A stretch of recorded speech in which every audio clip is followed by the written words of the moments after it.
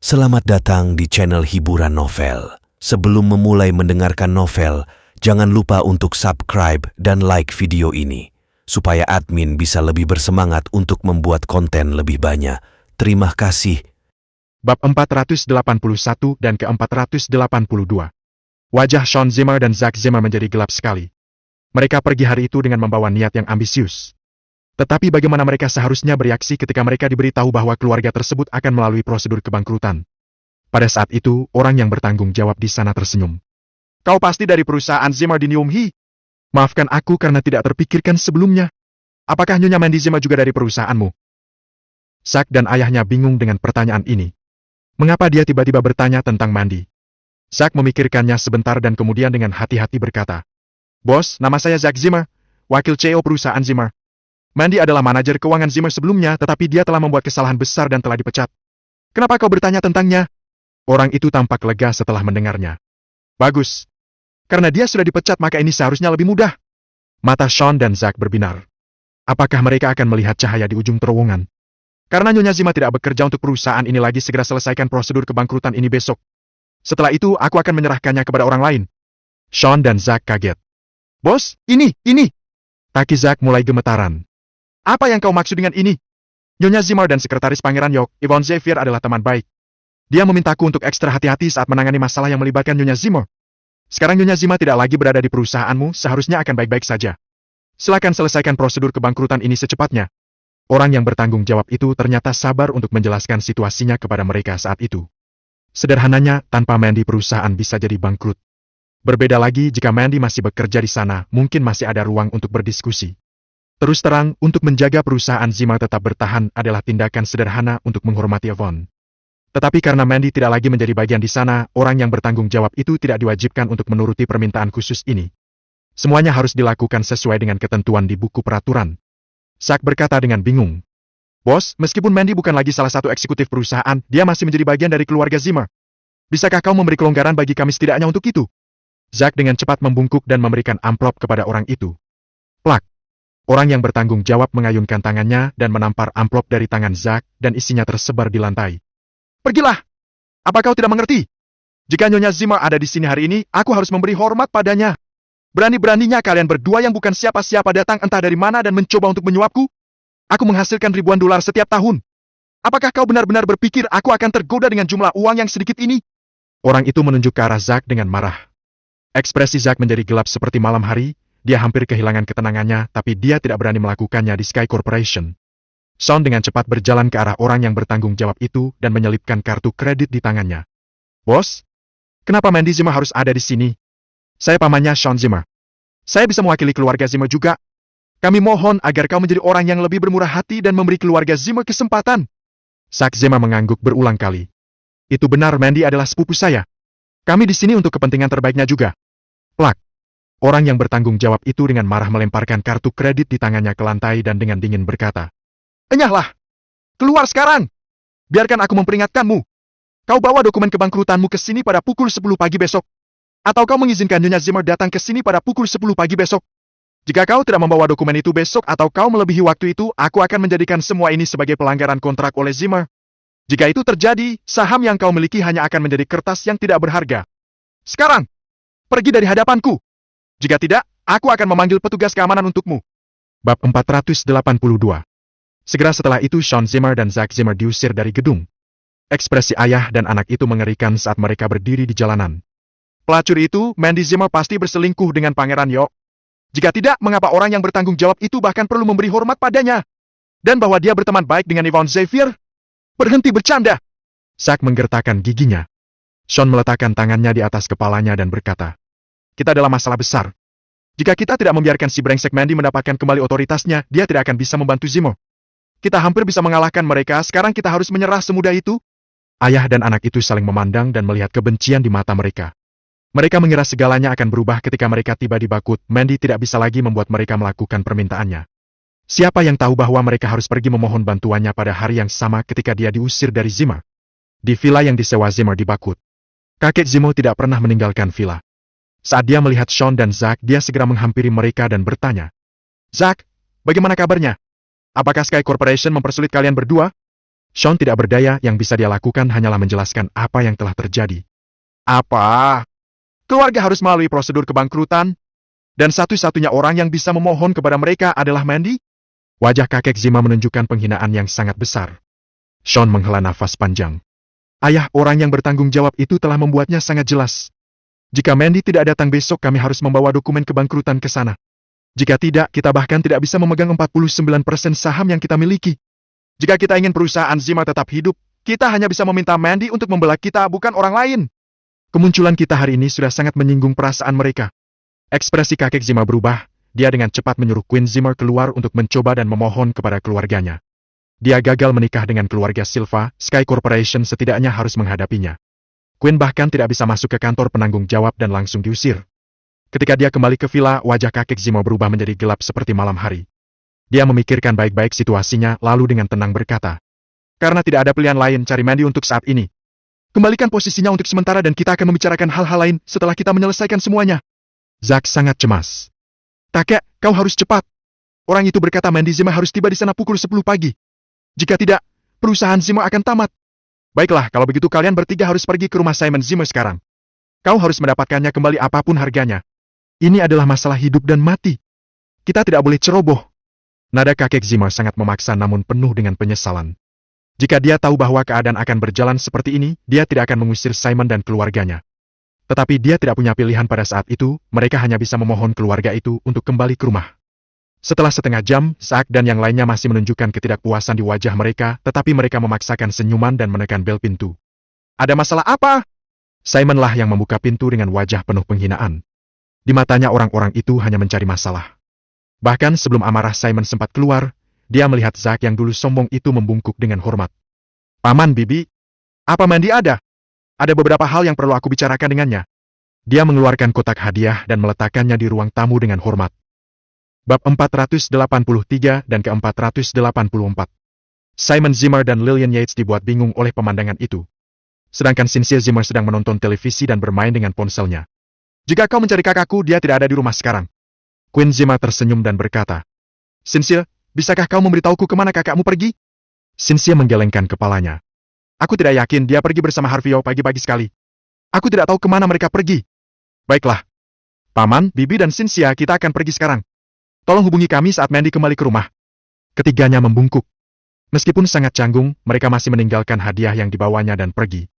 Cynthia tidak terlalu memikirkan situasinya, Simon dan Lillian di sisi lain saling memandang dengan wajah penuh kebingungan. "Apa yang sedang terjadi? Mereka bahkan membawakan hadiah untuk kita? Apakah mereka mencoba membungkam kita?"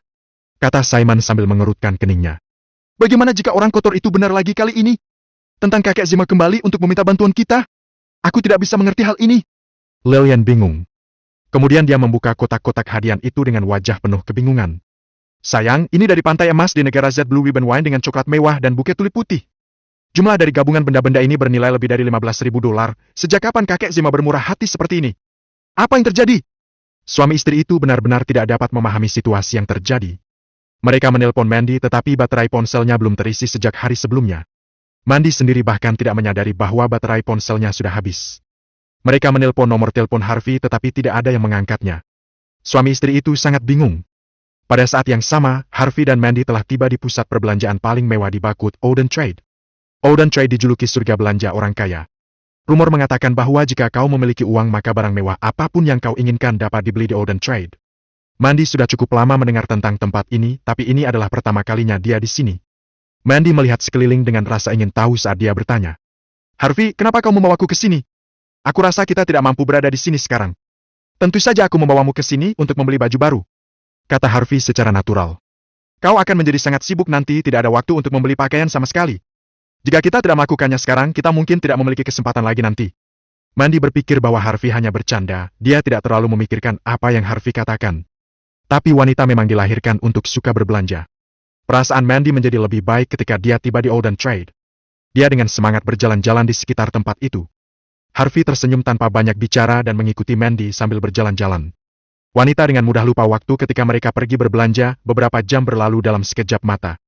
Saat berada di lantai bawah rumah Mandy, Zack dan yang lainnya tidak pergi terlalu jauh tetapi mereka menunggu di ruang resepsi sepanjang waktu itu. Mereka telah menunggu hingga pukul 8 malam, namun Harvey dan Mandy masih belum muncul. Kakek Zimmer sangat cemas sehingga dia tidak bisa mengucapkan sepatah kata pun. Dia telah menelpon yang lain beberapa kali dan bahkan hampir pergi untuk mencari Mandy sendiri. Quinn, kau harus menelpon Mandy dan mengetahui apa yang terjadi dengannya. Kenapa dia belum kembali ke rumah? Zack sangat frustrasi. Jika mereka bahkan tidak dapat menyelesaikan sesuatu yang sederhana seperti ini, kakeknya pasti akan meragukan kemampuannya. Sean Zimmer mengangguk dan berkata, "Benar, kalian berdua sama-sama wanita. Jika kau yang menghubunginya akan lebih nyaman. Mandy mungkin tidak mau menerima telepon dari kami berdua." Quinn tidak berdaya, dia hanya bisa melakukan apa yang mereka minta darinya. "Nomor yang Anda tuju tidak dapat dihubungi. Silakan coba lagi nanti." Quinn terdiam setelah mendengar pesan otomatis itu. Dia mematikan teleponnya. Apa? Mematikan teleponnya? Apakah dia melakukan ini dengan sengaja? Zack berteriak dengan marah. Apa Mandy sudah tahu tentang ini? Segalanya terlihat terlalu kebetulan. Baik. Berapa nomor telepon Harvey? Bukankah mereka sedang bersama-sama? Zack dengan cepat mencari nomor telepon Harvey dan segera menelponnya. Namun Harvey langsung menolak panggilan tersebut sehingga membuat wajah Zack sangat muram. Bab 484. Ponsel Mandy Zimmer mati, sementara Harvey York tidak mengangkat panggilannya. Pada saat itu, Zack Zimmer dan yang lainnya tidak bisa berkata-kata. Jika mereka tahu hal seperti ini akan terjadi, mereka akan memperlakukan Mandy dan keluarganya dengan lebih baik. Kakek Zimmer menelpon Zack sekali lagi. Zack merungut, tetapi dia masih harus menyampaikan informasi tersebut kepada kakek Zimmer. Kakek, bukannya kami tidak kompeten, tapi kami bahkan tidak tahu kemana Harvey membawa Mandy. Kami bahkan menelpon mereka, tetapi mereka tidak mengangkatnya. Kedua ponsel mereka mati. Bahkan Paman dan Bibi tidak tahu kemana mereka pergi. Tangan kakek Zimmer yang memegang telepon gemetar saat mendengar ini. Jika mereka tidak dapat menemukan Mandy, keluarga Zimmer akan bangkrut. Jika itu terjadi, semua usahanya selama setengah dari hidupnya akan sia-sia. Cepat dan temukan mereka kalau begitu. Kalian semua pergi sekarang, kalian harus menemukannya sebelum besok pagi. Jika tidak, seluruh keluarga kita akan tidur di jalanan. Apa kau akan bertanggung jawab atas kesalahan ini? Zack tentu saja tidak bisa menerima kenyataan ini. Jika keluarganya bangkrut, bagaimana dia bisa menikmati keagungan dan kekayaan lagi? Dia lebih memilih untuk membuang dirinya ke sungai daripada menjalani kehidupan sebagai manusia kelas bawah. Keluarga Zimmer berkerumun seperti lebah, mencari Mandy dan Harvey di mana-mana, tetapi mereka tidak terbiasa dengan Bakut. Tempat itu terlalu besar. Jutaan orang memadati kota besar ini, bagaimana mereka bisa menemukan dua orang dalam waktu sesingkat itu? Ketika keluarga Zimmer berkumpul kembali, wajah mereka sama gelapnya dengan gelapnya malam hari. Menurutmu, apa Mandy telah meninggalkan Bakut untuk mencari pekerjaan karena marah? Kita memang memecatnya, kata seseorang dengan wajah penuh rasa bersalah. Kemungkinan hal tersebut terjadi sangat tinggi. Keluarga Zimmer sama sekali tidak membayar sewa mereka, tidak sulit untuk mencari pekerjaan lain pada saat itu. Perkataan itu hampir membuat takut kakek Zimmer sampai-sampai hampir menyebabkan sakit Parkinson. Kakek Zimmer memelototi Sean dan Zack dengan marah dan berteriak. Itu semua karena kebodohanmu yang hanya menyebabkan lebih banyak kerugian daripada kebaikan. Bukankah kau hanya takut keluarga saya menaik pangkat dalam keluarga? Mengapa kau bahkan harus memecat mereka semua? Kenapa kau sangat berpikiran pendek? Jika kita tidak dapat menemukan Mandy sekarang, kita semua akan bangkrut. Apakah kau mengerti? Meskipun keputusan akhir dibuat oleh kakek Zimmer, tidak ada yang berani mengatakan sepatah kata pun pada momen genting ini. Wajah Sean menjadi pucat seperti hantu. Kakek, kami tidak tahu. Kami tidak berpikir bahwa Mandy akan menjadi bagian penting dalam menyelesaikan masalah ini. Dia dan Yvonne Xavier adalah teman baik. Siapa yang akan percaya omong kosong seperti itu? Plak. Kakek Zimmer mengayunkan telapak tangannya ke wajah Sean. Siapa yang peduli hubungan seperti apa yang mereka miliki?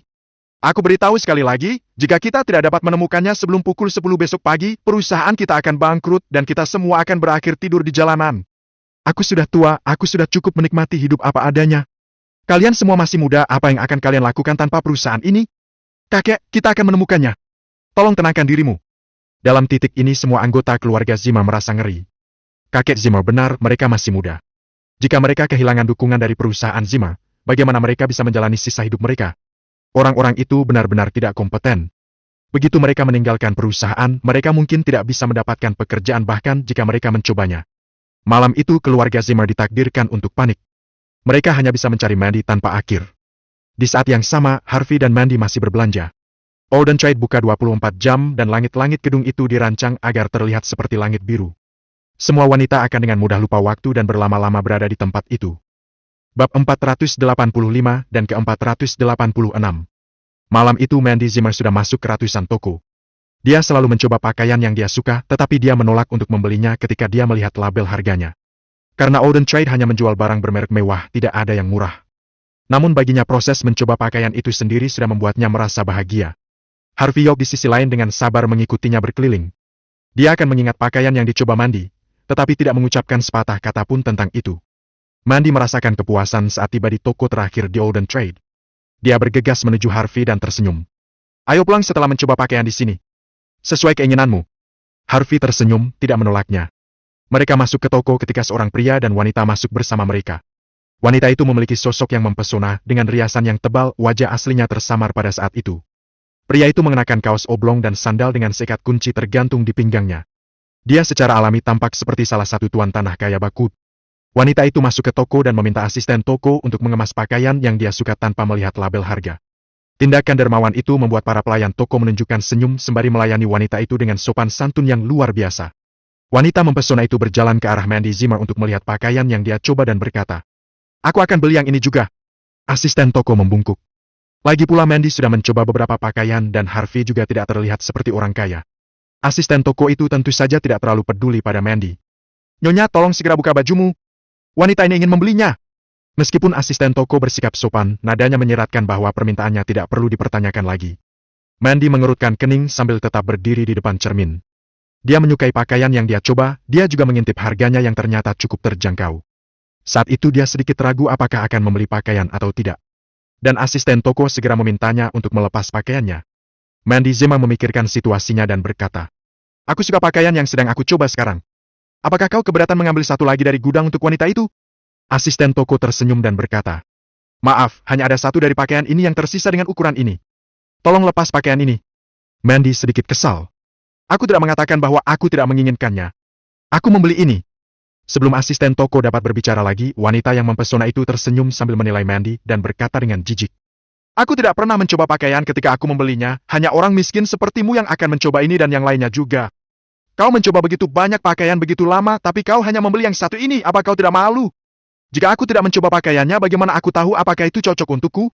Mandy membantah dengan cemberut. "Memangnya kenapa jika tidak cocok?" Wanita itu tertawa. "Jika tidak cocok, buang saja. Sebagai seorang wanita, kau harus memilih pakaian yang cocok pada pandangan pertama.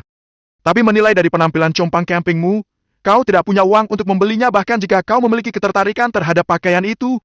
"Baik, pembicaraan ini cukup. Tanyakan kepada asisten toko apakah dia menjual pakaian itu kepadaku atau kepadamu." Asisten toko merasa kesulitan, Mandy menyebutkan bahwa dia ingin membeli pakaian itu. Tetapi pada saat itu, wanita yang mempesona itu terus berbicara. "Jika aku tidak dapat memiliki yang satu ini, aku tidak akan membeli sisanya." Asisten toko berhenti ragu setelah mendengar itu dan berdeham. "Nyonya, maafkan saya. Karena nyonya ini mengatakan bahwa dia menginginkan pakaian itu terlebih dahulu, saya dengan hormat memintamu untuk melepaskannya. Harap berhati-hati agar tidak merusak pakaian." Terima kasih telah mendengarkan cerita novel. Sampai ketemu kembali di video berikutnya.